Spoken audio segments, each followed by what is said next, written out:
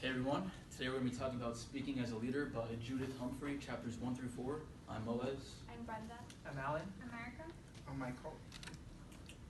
So the main points we're going to be talking about today are creating a mission statement and inspiring a vision amongst your shareholders and your employees. We're also going to be talking about the different hierarchies and how to implement leadership in those hierarchies, whether that be as peer-to-peer, from above or below. We're going to be talking about how to go from an informational-only approach to one that's inspirational as well. And we're going to be talking about the negatives and positives and how to implement those. Next, Brenda's going to be talking about creating a vision. We tipped something over!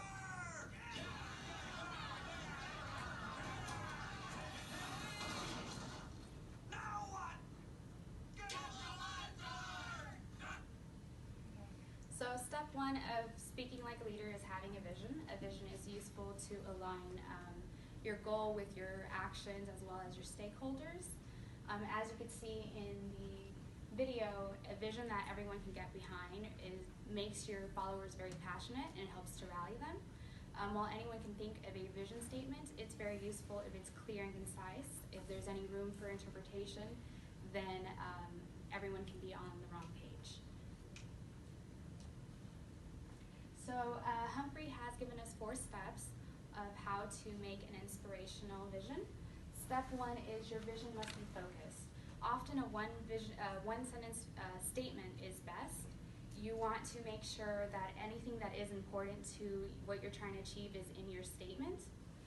Step 2 is your vision must be positive. Your goal is to uplift and inspire your stakeholders and whoever will encounter your vision. Step 3 is your vision must be attainable. If you make a goal that is not achievable, a lot of times it can lead to unethical behavior within your organization. The last step is to make sure that your vision incorporates everything within your mandate, so you don't want to leave anything out that is significantly important.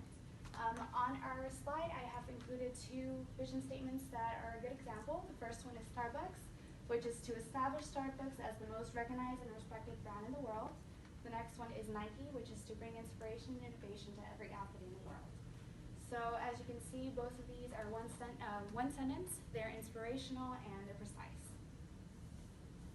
And so now I will be passing it to Alan. All right, thank you, Brenda. So now I'm going to walk you through 3 types of different leadership. The first one being leading from above, leading from the side, and then leading from below. But before I get into any of that, let's first address one common misconception when it comes to leadership. So people tend to associate leadership with authority. However, those are 2 very different things. Having authority doesn't make you a good leader, and you can be a really good leader with no authority. So what exactly is leadership? Leadership is your ability to influence the people around you, to make them share your vision, and then make them take action upon it. And I personally believe that leadership is everyone's responsibility, because we're responsible to influence the other people around us. So now let's get into leading from above, which is the most common type of leadership. This refers to being a leader in a power position. For instance, a manager to employee relationship. And this is probably the easiest type of leadership, because once you're in the position of power, people are more likely to listen to what you have to say. However, there's still a few things you need to keep in mind in order to be successfully leading from above.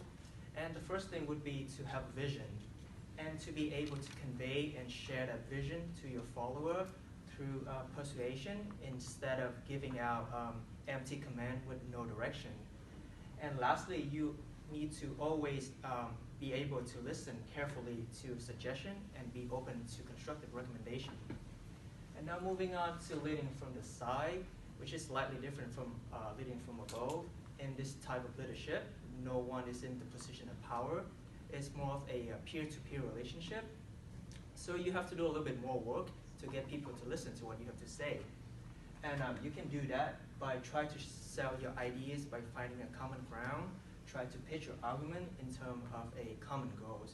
Because once you establish a common thing with your peer, you can sell your idea better. And you can try to do that by putting yourself in their position, try to see from their perspective, really listen to what they have to say. And then lastly is leading from below, which is the most difficult type of leadership, because now it is the person that you're trying to influence that are in the position of power. And however, you can still be successful at leading from below by first, you gotta be political. And by political, I mean you gotta be confident, but with respect. So imagine going to a meeting with your manager and you're trying to sell your idea. Instead of being intimidated, instead of only trying to get them to recognize your idea, come in and try to make them believe that your idea is correct and they'll be better off following your plan. And then you need to be direct in your communication, because when you pitch your idea to your manager or your boss, the last thing you want to do is to waste their time.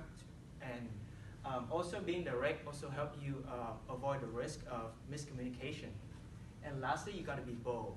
And by being bold, I mean try to speak up in a meeting, try to initiate a one-on-one discussion with your manager or your senior, and try to seize any opportunity to lead from below. And with that, I'm going to pass it on to Erica. Thank you, Anna. So I'll be talking about moving from informational to inspirational. So why so many speakers use the informational approach? So there's 4 misconceptions. The first misconception is that they present information without a strong argument is safe. So pretty much these speakers, they just provide the facts, and by using this, they provide the usual data to avoid criticism. So the second misconception is the data loader talk shows. So they think by showing or presenting what they know instead of what they believe is the best way to go. But in reality, they lose their audience on the way. So misconception 3. So these speakers, they think that by having a presentation with so many reports or binders, they look like they're prepared. Whenever management, they just want to get to the point. And misconception number 4 is whenever a presentation should have like lots of slides, and in reality, you don't need that many slides. And the inspirational, so whenever you move from the informational to inspirational approach. So the inspirational approach, it's more of a leadership. So you engage your audience with your idea. So by doing this, a leader actually creates believers whenever they speak. So now I'll pass it down to Michael. Thank you so much, Erica. So we'll be looking at how we can move from the negatives to positives. But before we look at that, I want to say that one of the key attributes of successful leaders is that they have the ability to inspire the people that believe in them, because they know that their leaders will take them to higher possibilities. So these successful leaders don't hide from problems. They face problems. They look at challenges as opportunities for growth. So why are people unnecessarily negative? And one of the reasons is they are political. Political means they assume strong positions. For example, when in a situation where someone will respond, I don't agree, or that is wrong. So that's a very strong statement by a speaker, which shows that they are very political. And the opposite of being political is being apolitical. So we need to be apolitical when the situation demands that. Another way that people are negative is when they let their guard down. That a good example would be when a leader in a company does not appreciate the employees that work for that company. So in the event that they lose these employees or an employee that is very productive in the company, then they later on realize how much important this employee was to that company. Another way that will be when they lack confidence. When leaders lack confidence, meaning that they don't see the good in them, they don't see how good they've been to the company, and if a fellow work colleague compliments them for the good job that they do, they will respond with a statement such as, "That's nothing," and yet indeed, you have been productive to the company and many people see the success in you. So that means they don't see themselves in a positive light. And the final one will be they openly share their fears. That means, for example, in a job interview and you tell a fellow interviewee that I don't see myself making the cut. That means you don't have faith in yourself, you don't believe in yourself. So why should an interviewer believe in you if you yourself don't believe in yourself? So how do we move from being negative to being positive? So the number one thing that we need to do is avoid the negative examples that we've mentioned. And if we do that, then if we do that and make it a habit, then we're going to always be positive-minded, which will in turn make us be more productive in the workplace. And another way is to always look at the positive whenever we're caught up in a negative situation. That means acknowledge that the problem exists for sure, but emphasize on how you can get to the solution of a problem or a challenge. That ties in with number 3, that we acknowledge that the problem exists, but find ways in which we can find remedies to these challenges that we face. And also spend more time on the positive. That means let's pick out the favorable that we can from a situation that we are being faced with.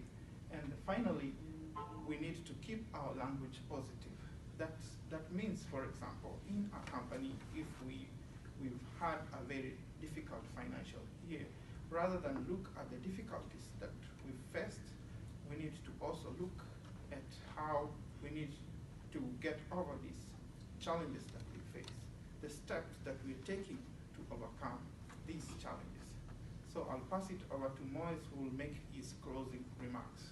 So in this presentation, we talked about how you can create and design a vision, different ways to be a leader from different levels of power, some misconceptions about the informational approach and how you can go towards an inspirational type of leadership position, and also just ways to be more positive. So this concludes our presentation. Does anyone have any questions or concerns?